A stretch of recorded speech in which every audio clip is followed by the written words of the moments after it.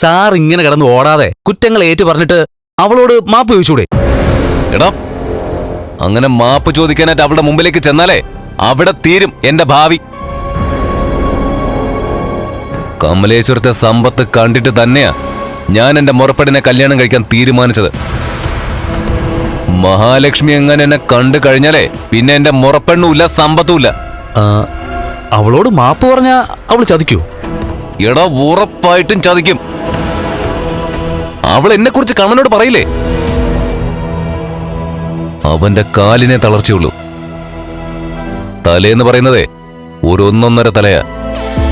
അത് മാത്രമല്ല, നല്ല പ്രായത്തിലെത്തുന്നതിന് മുമ്പ് തന്നെ വീൽ ചെയറിലായതുകൊണ്ട് അവന് നമ്മളെപ്പോലെ സുന്ദരികളായ പെൺപിള്ളേരെ കാണുമ്പോ പിന്നാലെ പോകാൻ പറ്റില്ലല്ലോ. അതുകൊണ്ട് തന്നെ പെൺകുട്ടികളോട് മോശമായി പെരുമാറുന്നവരോട് അവന് തീർത്താ തീരാത്ത ദേഷ്യ.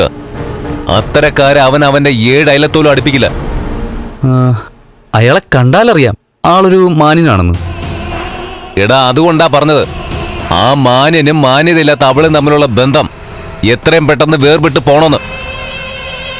അവര് 2 ദിശയിലേക്ക് പോയാലേ അതിന്റെ ഇടയിലേക്ക് വീണ്ടും എനിക്ക് ഇടിച്ചു കയറി ചെല്ലാൻ പറ്റൂ.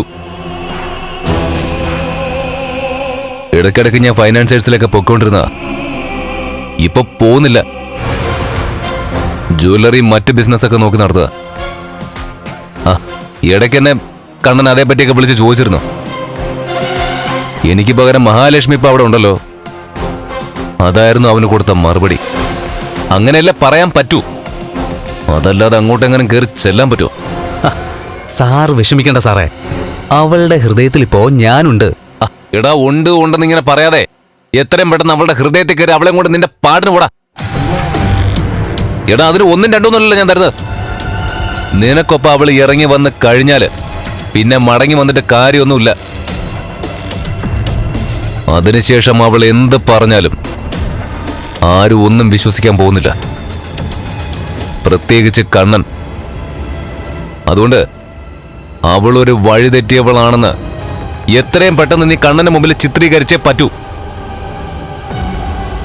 പരമാവധി കാര്യങ്ങൾ വേഗത്തിലാക്കാൻ നോക്കാം സർ. ഒരു പാളിച്ച പറ്റിയാൽ അറിയാലോ, പിന്നെ നമ്മൾ വിചാരിച്ച പോലെയൊന്നും കാര്യങ്ങൾ നടക്കില്ല.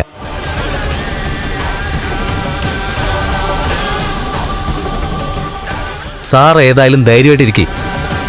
ഞാൻ ഇതുവരെ ഏറ്റെടുത്ത ജോലിയൊന്നും പരാജയപ്പെട്ടിട്ടില്ല.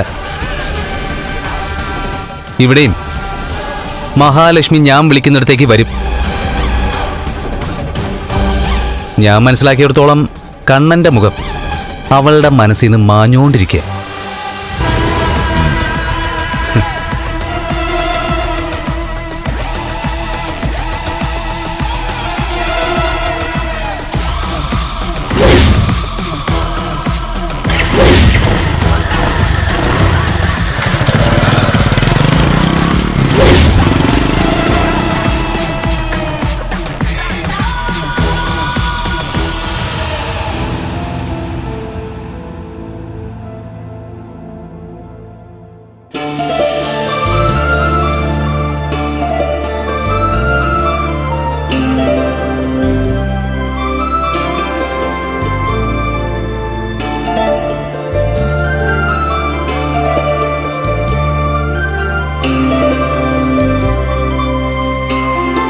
എന്താ ഇതുവരെ നിന്റെ മുഖം മാറിയില്ലല്ലേ?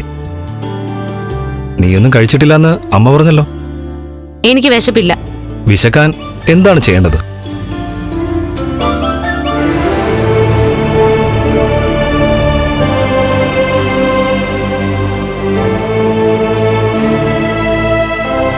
നിന്റെ ബർത്ത്ഡേ അല്ലേ നാളെ? അതിന് ഞാൻ ഒരു ബർത്ത്ഡേ ഗിഫ്റ്റ് തന്നാലോ?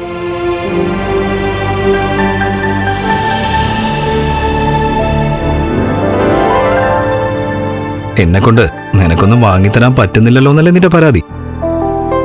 അത് കാരണം എനിക്ക് ഇന്നലെ ഉറക്കം വന്നില്ല, ഇന്ന് ഫുഡും കഴിച്ചിട്ടില്ല. എന്നാ പിന്നെ ആ പരാതി തീർക്കാൻ തന്നെ കരുതി.